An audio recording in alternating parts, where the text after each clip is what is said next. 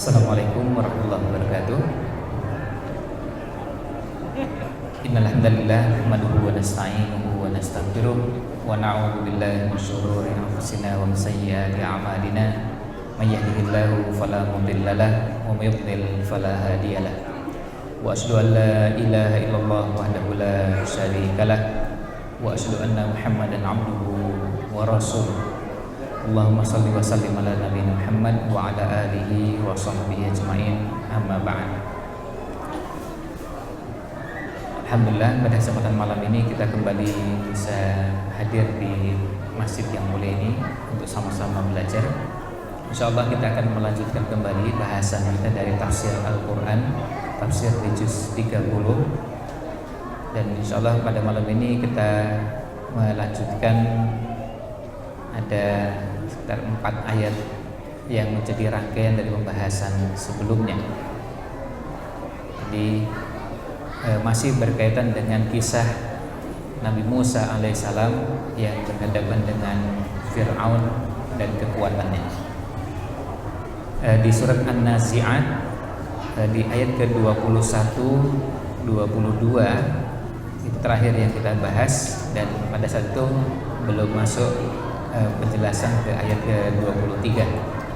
InsyaAllah kita akan masuk pada kesempatan di malam ini di ayat ke-23, kemudian 24, 25 dan 26. Kita akan awali pembahasannya terlebih dahulu. Pada pertemuan yang lalu kisahnya adalah ketika Allah SWT mengawali dimulai dari ayat ke-15 surat An-Nazi'at ayat ke-15. Kita akan coba ringkaskan terlebih dahulu sebelum masuk ke ayat-ayat yang akan kita bahas, karena ini saling berhubungan. Di ayat ke-15 Allah SWT berfirman, hal ataka hadithu Musa. Di situ Allah SWT mengawali firman-Nya, a'udzubillahi minasyaitonirrajim, hal ataka hadithu Musa. Hal ataka, apakah telah datang kepadamu, hadithu Musa, berita atau kisah tentang Nabi Musa. Kalimat pertanyaan tetapi tidak dimaksudkan untuk bertanya, karena langsung disebutkan pada ayat berikutnya, innadahu rabbuhu bilwadil muqaddasi tuwa. Ketika Allah memanggilnya dan Allah mengajak untuk berdialog kepada Nabi Musa di sebuah lembah yang disucikan, Al-Wadi Al-Muqaddas, lembah yang disucikan, yaitu lembah Tuwa. Dalam tafsir Al-Munir karya Profesor Wahbah Suhaili disebutkan bahwa Al-Wadi Al-Muqaddas Tuwa, lembah yang disucikan itu lembah Tuwa, itu letaknya di antara Ailah dan Mesir. Jadi lokasinya ya, kalau sekarang ini ya, tidak jauh dari yang kita kenal dengan nama Mesir. Kemudian idhab ila fir'auna innahu tagha. Pergilah kamu ke Fir'aun. Ini perintahnya. Seru ajak dan temui Fir'aun, karena Fir'aun ini sudah melampaui batas. Jelas. Keperluannya berarti apa? Keperluannya adalah mengajak Fir'aun untuk kembali ke jalan Allah. Dan ini merupakan salah satu dari sekian banyak tugas utama para nabi dan rasul, yaitu mengajak umat manusia ke jalan Allah SWT, dan ini tugas utama yang terpenting.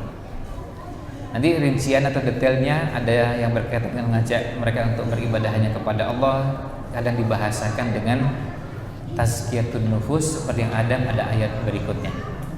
Tapi semuanya seruannya sama. Ini seruan para nabi dan rasul. Maka dalam pembahasan iman kepada Rasul itu ada pembahasan tentang bahwa semua nabi dan rasul itu punya kesamaan, meskipun juga punya perbedaan. Di antara kesamaannya adalah semua nabi dan rasul ajakannya sama, seruannya sama, yaitu mengajak ke jalan Allah Subhanahu wa taala.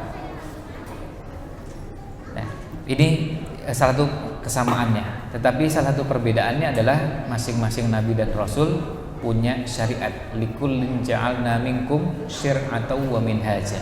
Setiap nabi, setiap rasul punya syariat, punya minhaj yang bisa jadi berbeda satu dengan yang lain. Kita semua ketahui syariatnya Bani Israel tidak sama dengan syariat umat Nabi Muhammad SAW. Bicara tentang sholat, puasa, zakat, atau beberapa syariat yang lain. Nah, ajakannya adalah faqul hal laka ila an tazakka. Kalimat ini menggambarkan bahwa Nabi Musa menyampaikan ajakannya kepada Fir'aun dengan bahasa yang santun. Padahal orangnya sudah berada pada puncak kezaliman yang luar biasa. Faqul, katakanlah olehmu wahai Musa, kepada siapa? Kepada Fir'aun. Hal laka ila an tazakka. Adakah keinginan bagimu untuk membersihkan diri dari kesesatan? Itu adalah bagian dari tazkiyatun nufus. Wa ahdiyaka ila rabbika fatakhsha, dan aku tunjukkan kepadamu jalan menuju Rabbmu sehingga kamu takut. Nanti kita akan lihat fatakhsha di sini nanti akan berhubungan dengan ayat ke-26 yang akan kita bahas insyaallah di akhir pertemuan malam ini. Di sini fatakhsha, kemudian di akhir ayat ke-26 yakhsha. Inna fi dzalika la'ibratan liman yakhsha. Di sini ajakan Nabi Musa alaihissalam jelas mengajak Fir'aun untuk kembali ke jalan Allah SWT dan mengajaknya untuk supaya takut dengan Allah SWT. Karena bagi Allah sangat mudah untuk membinasakan orang yang berbuat zalim. Kadang ada yang ditunda dan ada yang disegerakan, dan kemudian caranya Allah memberikan balasan atau adab juga dengan cara yang bisa jadi tidak terbayangkan sama sekali oleh mereka yang melakukan kezaliman tersebut. Kita lihat di sini fa'arahul ayatul kubra, untuk meyakinkan, di samping mengajak, Nabi Musa alaihissalam menunjukkan mukjizatnya yang seharusnya itu sudah cukup untuk membuat Fir'aun mau sadar. Karena apa yang ditunjukkan adalah mukjizat. Mukjizat itu siapapun nabi dan rasul yang menunjukkan kepada orang yang ditunjuk, jadi mau musuh-musuhnya atau umatnya, selalu sesuatu yang tidak mungkin dilakukan oleh manusia, tidak sanggup dikerjakan oleh manusia. Namanya mukjizat.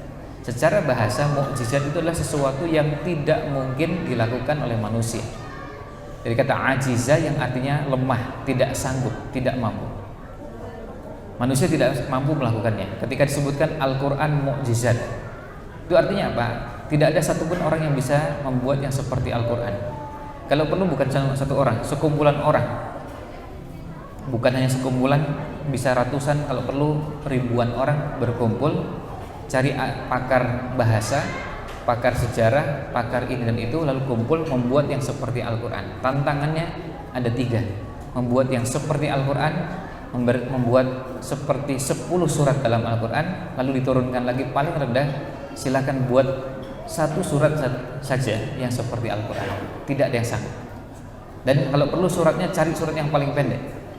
Inna a'tainakal kautsar, itu paling pendek. Atau wal asri, silakan cari surat yang paling pendek, ayatnya cuma 3, kemudian masing-masing pendek-pendek. Ada yang tidak perlu bikin 1 suratnya seperti surat Al-Baqarah yang panjang luar biasa. Cukup surat Al-Ikhlas, Al-Falaq, An-Nas, Al-Asr, atau silahkan cari surat apapun yang mirip seperti itu. Tidak ada satupun yang sanggup. Itu namanya mukjizat. Jadi kalau mukjizat sudah ditunjukkan, selain menunjukkan bahwa yang mengantarkan atau menampakkan adalah Nabi dan Rasul utusan Allah, sudah pasti manusia tidak akan sanggup membuat yang seperti itu. Nah, fa'arahul ayatal kubra. Apa yang terjadi? Sudah ditunjukkan seperti itu, Fir'aun menunjukkan tabiat aslinya dan tetap dengan tabiat aslinya. Fakadzdzaba wa 'asha. Fir'aun mendustakan, tidak percaya, tidak mau beriman baik kepada Allah SWT maupun kepada utusannya, kepada Rasul yang diutus kepada Fir'aun, yaitu Nabi Musa alaihissalam. Wa 'asha, dan tetap dengan sikapnya, yaitu tidak mau tunduk, membangkang dan durhaka. Lalu tidak berhenti sampai di situ. Ini untuk menunjukkan betapa pembangkangan yang dilakukan oleh Fir'aun itu berada pada puncaknya. Maka diceritakan kepada kita untuk nanti di akhir bahasannya di ayat ke-26 untuk jadi ibrah, jadi pelajaran. Karena apa? Orang bisa jadi tidak menerima ajakan, menerima nasihat. Misalnya orang menerima ajakan dalam bentuk ayat atau hadis nasihat, ada yang memilih untuk nggak mau ikut tapi diam. Tapi Fir'aun enggak. Selain mendustakan, kemudian tidak mau taat, lalu tsumma adbara yas'a. Kemudian Fir'aun dia berpaling seraya berusaha untuk menentang Musa. Akhirnya apa? Fir'aun bukan cuma berhenti, tapi juga setelah itu berkumpul dengan orang-orang di sekelilingnya. Bahkan apa? Merencanakan berbagai upaya untuk menghentikan Nabi Musa alaihissalam. Sampai-sampai fahasyara fanada. Fahasyara fanada dalam tafsir Qurtubi disebutkan bisa jadi maksudnya adalah kebalikannya. Jadi fanada baru fahasyara. Fanada, fahasyara bukan fahasyara fanada. Tetapi dalam bahasa Arab penyebutan seperti ini bisa terjadi. Maksudnya adalah fanada, kemudian dia memanggil orang-orang yang bisa diajak. Kemudian apa? Hasyara, mengumpulkan. Atau sebaliknya memang bisa juga maknanya adalah dikumpulkan dulu baru dia berorasi, berbicara dengan suara yang keras di hadapan para pengikutnya. Apa yang dilakukan? Dikumpulkan. Dan dalam tafsir Qurtubi disebutkan bahwa pada saat dia mengumpulkan, yang dikumpulkan siapa? Yang dikumpulkan paling tidak ada dua. Yang pertama, yang dikumpulkan adalah pasukannya. Pasukannya, semua pasukannya, dan itu mulai dari atas sampai bawah. Artinya sesuai dengan jenjang yang ada di pasukannya. Yang kedua, yang dikumpulkan adalah para tukang sihirnya. Para tukang sihirnya. Karena apa? Yang dihadapi perlu dengan dua kekuatan ini. Kekuatan fisik, kekuatan untuk memberikan ancaman kepada, menciptakan teror kepada siapa? Kepada rakyat. Supaya orang takut, supaya rakyatnya takut. Dengan cara apa? Pasukannya. Dikerahkan pasukannya sehingga rakyatnya begitu melihat pasukannya Fir'aun dalam jumlah besar, gak berani berpihak kepada Nabi Musa alaihissalam. Karena yang dihadapi ini pasukan, dan bahasa yang digunakan oleh Fir'aun kepada rakyatnya cukup dengan menggunakan senjata, tidak perlu menggunakan argumen. Sementara pada saat untuk berhadapan dengan Nabi Musa alaihissalam, dia menyiapkan tukang sihir. Jadi menyiapkan dua kekuatan. Ini yang disampaikan oleh Imam Qurtubi dalam tafsirnya. Maka beliau mengatakan jama'a junudahu lil qitali wal muharabah. Menyiapkan pasukannya, dikumpulkan, kemudian dikerahkan dan digunakan untuk apa? Siap berperang. Siap berperang termasuk juga siap menciptakan ketakutan kepada Bani Israel saat itu. Sehingga orang kalau mau berada pada kubunya Nabi Musa alaihissalam, dia berpikir kan harus berhadapan dengan pasukannya Fir'aun. Maka diciptakanlah rasa takut. Ini bentuk dari yang dinamakan dengan teror. Bentuk yang dinamakan dengan teror. Karena teror itu bisa dari berbagai pihak. Salah satunya adalah bisa seperti dalam kisahnya Fir'aun, teror yang dilakukan oleh Fir'aun dan pasukannya kepada rakyatnya. Ya, kalau dibahas sekarang namanya terorisme. Ini teror dari kekuasaan. Yang digunakan untuk apa? Untuk menghentikan supaya tidak ada yang berani melawan kepada Fir'aun. Yang kedua, was-saharah lil mu'aradah. Dan yang dikumpulkan juga adalah para tukang sihir. Jadi tukang sihirnya bukan cuma 1, 2, 3 orang. Tukang sihir dalam jumlah yang banyak. Karena apa? Karena disiapkan untuk menghadapi yang diistilahkan oleh Fir'aun, Haman dan orang-orang dekatnya, yaitu sihir. Ketika Nabi Musa alaihissalam menunjukkan mukjizatnya, fa'arahul ayatul kubra. Apa bentuk mukjizatnya? Fa'arahul ayatul kubra ini bentuknya apa? Salah satu tafsiran dari sekian banyak tafsiran yang ada, al ayatul kubra adalah bentuknya tongkat yang kemudian berubah menjadi ular. Maka yang digunakan apa? Yang digunakan adalah kekuatan para tukang sihir. Yang digunakan kekuatan para tukang sihir. Mereka digunakan untuk apa? Untuk menghadapi yang mereka istilahkan sebagai sihir. Padahal ini bagian dari yang tadi dinamakan dengan mukjizat. Tapi dalam kamus mereka tidak mengenal itu. Mereka tidak mengenal yang namanya mukjizat. Yang mereka ketahui bentuk seperti ini adalah sihir. Maka karena ini dianggap sihir, dilawan dengan juga sihir. Tukang sihir dikumpulkan. Maka kemudian dikumpulkanlah para tukang sihir yang jumlahnya banyak untuk berhadapan dengan satu orang yang namanya Nabi Musa alaihissalam. Dan as-saharah yang dikumpulkan jumlahnya banyak, dan mereka orang-orang yang dikenal kemampuannya dan juga loyalitasnya kepada Fir'aun. Jadi bukan tukang sihir pemula, jadi memang mereka jago-jagonya, ahli-ahlinya. Dan yang kedua, sudah jelas loyalnya kepada Fir'aun. Kemudian dikumpulkan untuk berhadapan-hadapan. Nah, disinilah yang disebutkan dalam tafsir ayat ke-23 ini, fahasyara fanada. Jadi Fir'aun mengumpulkan. Yang dikumpulkan siapa? Tentu mengumpulkan semua kekuatan yang bisa mendukung Fir'aun untuk berhadapan dengan Nabi Musa alaihissalam. Dan tadi yang Qurtubi mengatakan ada dua, itu pasukan dan para tukang sihir. Sebagian yang menuliskan tentang tema ini, ada yang menggambarkan bahwa tukang sihir adalah perwujudan atau gambaran dari yang namanya ahli ilmu. Orang-orang yang punya pengetahuan, orang-orang yang berilmu, tapi ilmunya tidak digunakan untuk kebenaran, tapi digunakan untuk mendukung kekuasaannya Fir'aun. Nah, ini yang dilakukan. Jadi dikumpulkan semuanya, fahasyara fanada. Nah, setelah dikumpulkan dan dirasa kuat dan siap berhadapan dengan Nabi Musa alaihissalam, lalu pada ayat berikutnya Allah menceritakan faqala ana rabbukumul a'la. Lalu Fir'aun dengan sesumbarnya mengatakan ana rabbukumul a'la. Aku adalah Tuhan kalian yang paling tinggi. Orang mengaku dirinya sebagai Tuhan, itu adalah bentuk keangkuhan yang luar biasa. Apalagi mengaku dirinya sebagai Tuhan yang paling tinggi. Ana rabbukumul a'la. Al-a'la artinya yang paling tinggi. Sebagian ulama tafsir menghubungkan ayat ini dengan yang terdapat di ayat yang lain, ketika Fir'aun mengatakan malakum min ilahin ghairi. Tidak ada lagi Tuhan bagi kalian selain saya. Nah, kalau dilihat kisahnya, Fir'aun sudah sampai pada puncaknya seperti ini, tentu tidak serta-merta.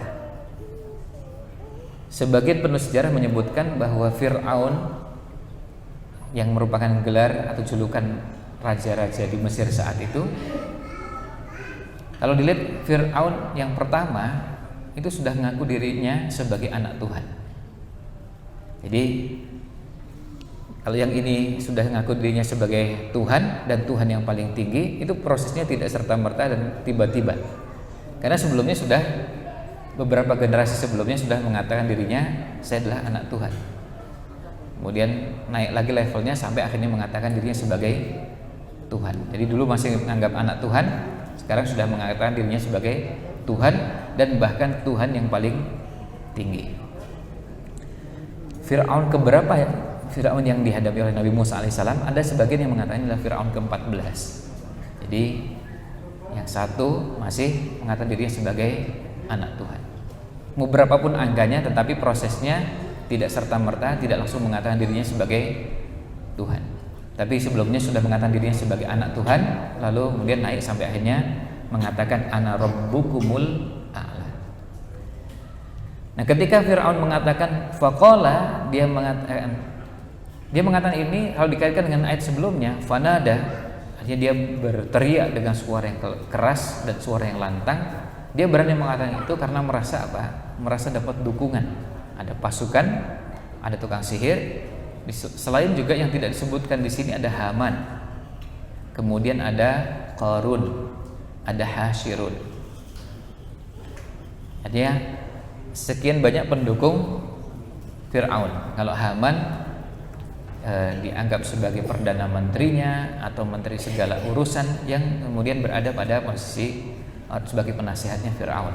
Kemudian ada Qarun sebagai penyandang dananya, Al-Hasyirun sebagai perwujudan dari medianya, ditambah pasukan dan para tukang sihir.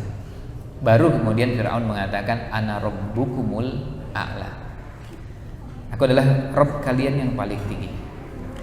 Nah, Imam Qurtubi mengatakan pada saat Fir'aun mengatakan fanada, artinya dia berteriak dengan suara yang keras, karena nada nida itu dengan suara yang lantang dan tinggi, kemudian menyuarakan dan berani menyuarakan dengan sangat keras untuk mengatakan ana rabbukumul a'la,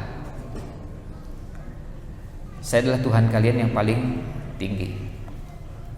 Fa akhadahu Allahu nakalal akhirati wal ula. Ini sudah berada pada puncaknya, maka sudah saatnya untuk mendapatkan azab.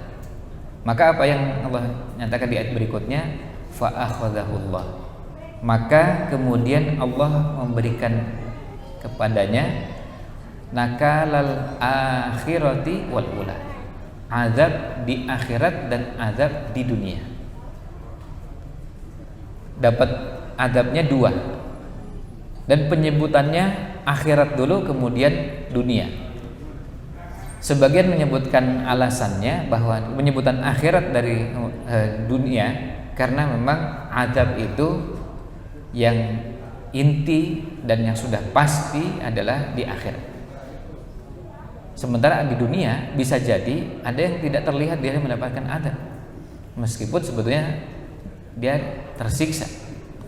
Tapi kalau di akhirnya sudah pasti. Segala bentuk kezaliman itu tidak mungkin dibiarkan, apalagi kezalimannya berada pada puncaknya, kezaliman terhadap Allah SWT. Kemudian ada yang mengatakan bahwa disebutkannya akhirat karena akhiratnya yang paling berat. Di dunia ini kalau orang tersiksa dengan siksaan dalam bentuk apapun masih ringan dan gak ada apa-apanya. Apa dasarnya? Ada hadis qudsi.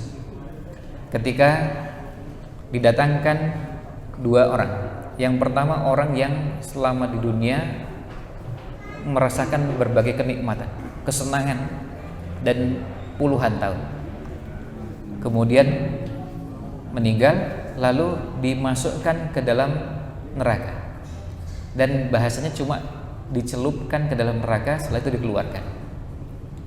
Lalu ditanyakan kepada yang bersangkutan, hal ra'aita na'iman qad, apakah kamu pernah melihat kenikmatan sekali saja?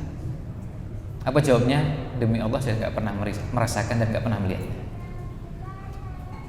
Semua kenikmatan dunia yang begitu panjang, puluhan tahun, begitu masuk neraka cuma dicelupkan lalu kemudian dikeluarkan, itu langsung hilang semua, gak ada apa-apanya. Padahal itu cuma sebentar. Sebaliknya, lalu kemudian dicarikan, didapati ada orang yang selama di dunia mendapatkan berbagai ujian, cobaan dan kehidupan yang menyengsarakan, kemudian dimasukkan ke dalam surga dan cuma dicelupkan sebentar, setelah itu dikeluarkan. Hal ra'aita bu'san qad, apakah kamu pernah merasakan sesuatu yang memberatkan, menyulitkan, kesengsaraan, kesusahan? Apa jawabnya? Demi Allah saya tidak pernah melihatnya sama sekali. Lupa semua ya, lupa semua kesulitan dunia, kesengsaraan dunia yang begitu banyak, itu dengan masuk surga cuma sebentar langsung hilang semua. Nah, itu artinya apa? Ini untuk menegaskan bahwa karena kehidupan, nah ini poinnya, karena kehidupan akhirat adalah kehidupan yang menjadi kehidupan hakiki. Kita di dunia kalaupun hidup 60, 70 tahun, kalau perlu 100 tahun, dibanding dengan akhirat kan gak ada apa-apanya. Kehidupan akhirat kan bukan 10 kali lipatnya. Kan kehidupan akhirat bukan 1000 tahun, dan bukan juga 20 kali lipatnya, bukan 2000 tahun, juga bukan 30 kali lipatnya, bukan 3000 tahun, bukan 4000 tahun. Artinya kalaupun sempat merasakan kenikmatan tapi dengan melakukan kezaliman, kejahatan apapun bentuknya, lalu kemudian berujung dengan neraka, ya gak sepadan. Ya gak sepadan. Sebaliknya, kalau kemudian kita bersusah payah di dunia ini untuk mengejar kenikmatan di surga kelak, itu memang layak, karena layak untuk diperjuangkan. Nah, ini alasan atau berbagai alasan yang menyebutkan kenapa yang disebutkan adalah akhirat dulu kemudian baru dunia. Nakalal akhirati wal ula. Disebutkan akhirah kemudian ula. Ula itu untuk penyebutan dunia. Karena ula itu yang di awal, yaitu kehidupan sebelumnya, kehidupan dunia ini. Ada beberapa istilah untuk menggantikan ula, di antaranya dunia. Ula, dunia itu sama. Dunia itu dari kata dana yang artinya dekat. Dunia itu dekat, sementara akhirat itu jauh. Ula itu yang pertama, akhirat itu yang kemudian. Nah, maksudnya jelas sama. Maksudnya adalah dunia dan akhirat. Tapi penyebutannya akhirat dulu kemudian dunia. Yang menarik adalah ketika Allah memberikan azab kepada Fir'aun di akhir hayatnya dan kemudian azab yang akan disediakan di akhirat. Penyebutannya akhirat dan dunia, tapi bentuknya dua hal yang bertolak belakang. Kita semua tahu bagaimana Fir'aun dibinasakan bukan dengan cara diberikan azab dalam bentuk api, tapi apa? Air. Dengan air. Sementara di akhirat kelak diazab dengan neraka. Antara air dan api, dua hal yang bertolak belakang. Di dunia dengan cara apa? Ditenggelamkan.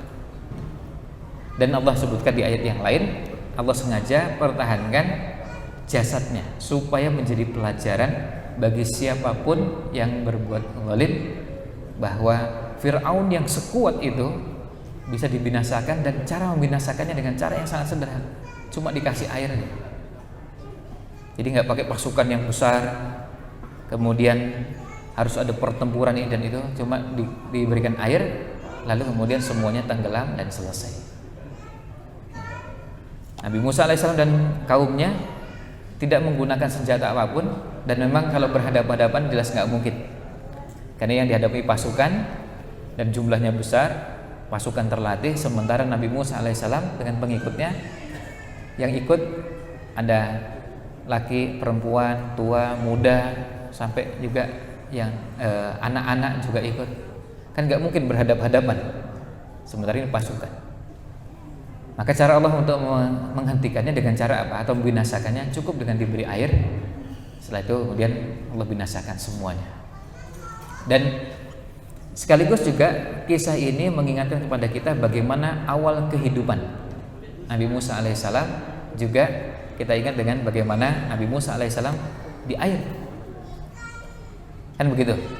Ketika ibunya khawatir ketahuan oleh petugas kerajaannya Fir'aun, maka jasad atau tubuhnya bayi Nabi Musa alaihissalam yang kecil dan mungil ini kemudian diletakkan di air, dan mbak yunya Nabi Musa alaihissalam diminta untuk mengawasi, dan pesan ibunya cuma satu kata, yaitu kusih. Kusih artinya apa? Tolong awasi, tolong pantau, tapi jangan terlalu dekat. Karena apa? Nanti kalau ketahuan oleh petugas kerajaannya Fir'aun bisa ditangkap dan berurusan panjang. Nah, itu tempatnya di mana? Tempatnya di air. Jadi kisahnya Nabi Musa sampai akhir hayatnya Fir'aun itu erat hubungannya dengan air. Nah, di awal kisah ada air, dan kemudian kita semua ketahui sampai akhirnya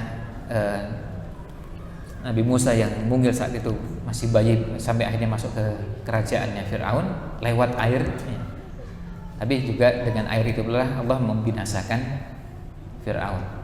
Di situ ada nakal al-akhirati wal ula. Nakal itu artinya bentuk siksaan.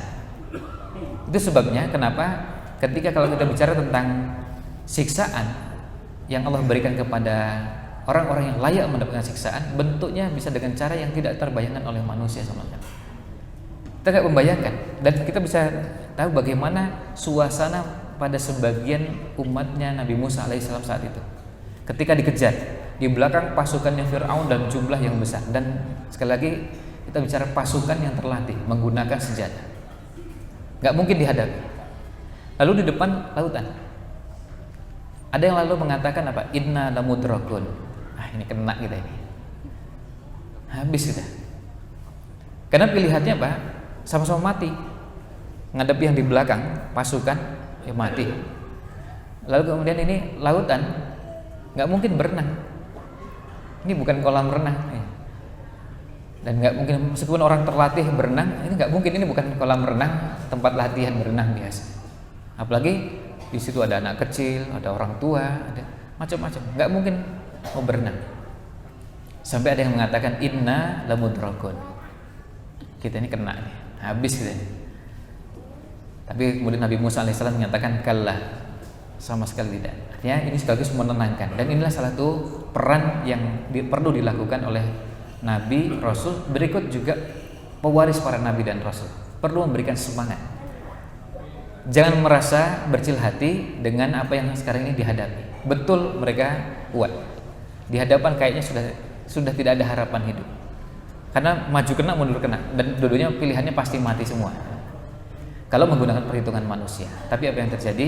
Nabi Musa kemudian di situ betul-betul menyerahkan sepenuhnya pada Allah SWT. Disitulah yang namanya kekuatan tawakal. Makanya pada bab tentang tawakal, kalau kita pelajari tawakal pada level yang sangat tinggi, kita akan menemukan keajaiban-keajaiban yang luar biasa. Nabi Musa alaihissalam sudah berusaha, kemudian setelah itu serahkan sepenuhnya pada Allah SWT. Nah itu namanya tawakal. Allah menyelesaikan dengan caranya. Caranya gimana? Ya biarkan Allah selesaikan dengan caranya. Ternyata apa? Caranya sederhana sekali. Ya cuma dengan air aja. Dan airnya dikembalikan seperti semula, tenggelam semua pasukannya, dan Allah binasakan semuanya dan tidak menyisakan. Tidak disisakan, artinya apa? Semuanya, dan itu pasukan dalam jumlah yang besar.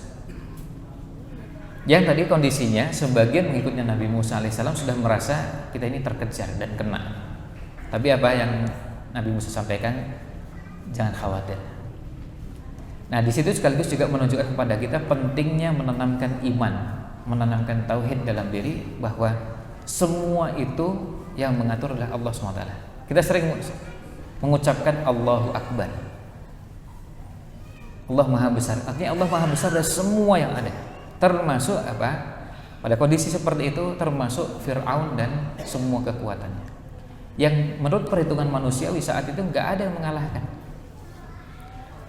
Sebagian ulama tafsir ketika menjelaskan ayat ini kepada Nabi Muhammad SAW, padahal pembahasannya kalau di 14 ayat sebelumnya dan nanti setelah ayat ke-28 mulai 27 dan seterusnya, itu pembahasannya tentang Nabi Muhammad SAW sedang menjelaskan kepada orang-orang Quraisy. Untuk apa ini? Untuk menjelaskan kepada Nabi SAW sebagai bentuk hiburan yang beliau sampaikan kepada nabinya. Allah SWT sampaikan kepada nabinya bahwa jangan merasa berkecil hati. Fir'aun yang sudah sekuat itu pun membinasakan. Jadi nggak perlu khawatir. Sementara orang-orang Quraisy itu tidak sekuat Fir'aun. Yang dihadapi oleh Nabi Muhammad SAW itu tidak sekuat, tidak sehebat Fir'aun dan pasukan. Hanya orang-orang Quraisy, betul, mereka punya orang-orang yang menggunakan kekuatan ini dan itu, tapi kalau dibandingkan dengan Fir'aun dan pasukannya nggak ada apa-apanya, masih belum apa-apa. Pengerahan pasukannya, kemudian ada kekuatan-kekuatan lain yang mendukung, itu tidak ada apa-apanya dibanding dengan Fir'aun. Artinya orang-orang Quraisy betul ada Abu Lahab, ada Abu Jahal, kemudian ada ini dan itu, tapi nggak ada apa-apanya dibandingkan dengan yang dihadapi oleh Nabi Musa alaihissalam. Makanya itu kemudian yang menyebabkan Nabi Muhammad SAW pernah bersabda, sungguh Nabi Musa alaihissalam itu dapat ujian dan cobaan yang lebih berat dari saya, dan beliau lebih sabar. Nah inilah yang nanti insya Allah akan kita lihat pada akhir ayat, yaitu inna fi dzalika la'ibratan liman yakhsha. Berhubung sudah akan masuk waktu Isya, insya Allah ulasan ini kan kita lanjutkan pada kesempatan yang akan datang. Kita cukupkan, kita akhiri dengan kafaratul majlis.